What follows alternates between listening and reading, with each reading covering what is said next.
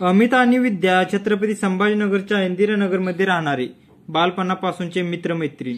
त्या दोघांच्या मैत्रीचं रूपांतर प्रेमामध्ये झालं। दोघांनी ठरवलं लग्न करायचं। दोघांचा निर्णय नक्की होता, पण विद्याच्या घरातून विरोध होत होता। अमित आणि विद्यानं मग पळून जाऊन लग्न केलं। काही दिवसांनी विद्याच्या कुटुंबियांना पटेल अशा पद्धतीने लग्न केलं। दोघांचा संसार सुरू होऊन फक्त काही महिने झाले होते आणि अमितचा खून झाला। खून करणारी माणसं होती अमितचा सासरा आणि मेहुणा। या दोघांनी अमित आणि विद्याचं लग्न मान्य केलं नव्हतं।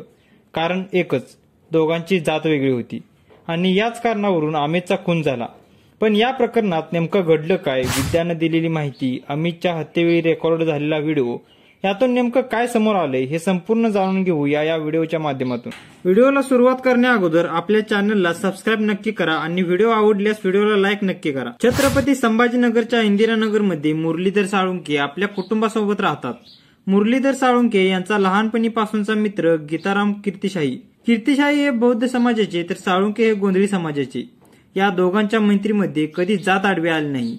साळुंखे कुटुंबीय माध्यमांशी बोलताना या दोघांची ओळख ही सख्खे मित्र अशी करून देत होते। पण कधी मुरलीधर साळुंखे यांचा मोठा मुलगा अमितला याच गीताराम कीर्तिशाहींनी संपवल्यावर कारण ठरलं होतं जात। जी कधी काळी मैत्रीत आडवी आली नाही, पण प्रेमात मात्र ती एखाद्या डोंगरासारखी आडवी आली। त्यामुळे कीर्तिशाही कुटुंबातल्याच मुलीचा संसार उद्ध्वस्त झाला आणि मुरलीधर साळुंखेचं सगळं कुटुंबच। मुरलीधर यांचा मुलगा अमित आणि गीताराम यांची मुलगी विद्या हे दोघेही सुद्धा लहानपणीपासूनचे मित्र। दोघांचं प्रेम जुळलं, त्यांनी लग्न करायचं ठरवलं। पण विद्याच्या घरून विरोध होत होता, कारण तिला दुसरे स्थळ आले होते आणि तिच्या घरचे तिचे लग्न दुसरीकडे ठरवत होते। तिनं हे सगळं अमितला सांगितलं आणि दोघांनी पळून जाऊन लग्न केलं।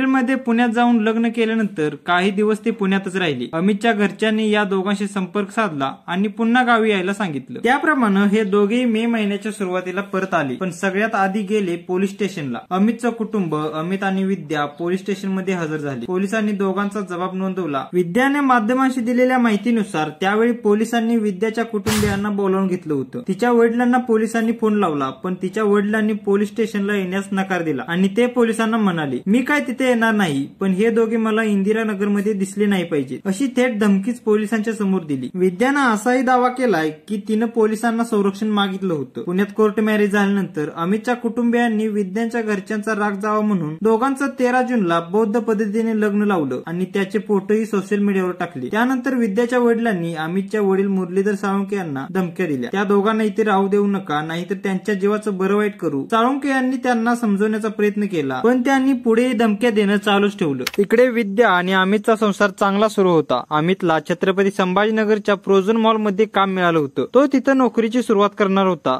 लग्न झालं तेव्हा विद्या फर्स्ट इयरला जाणार होती।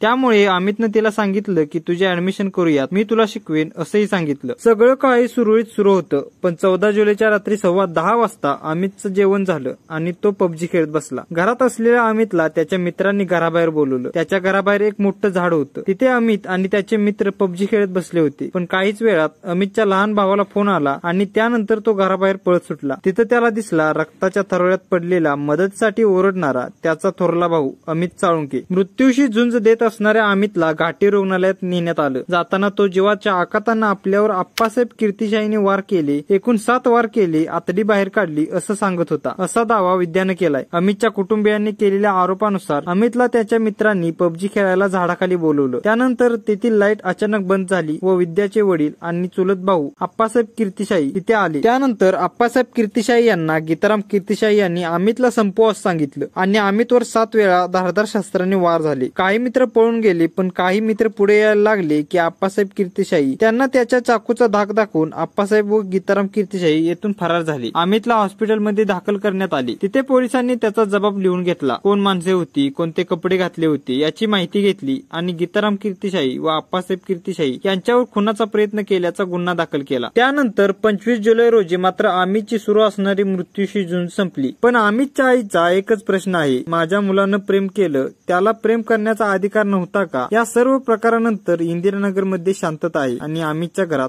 आक्रोश।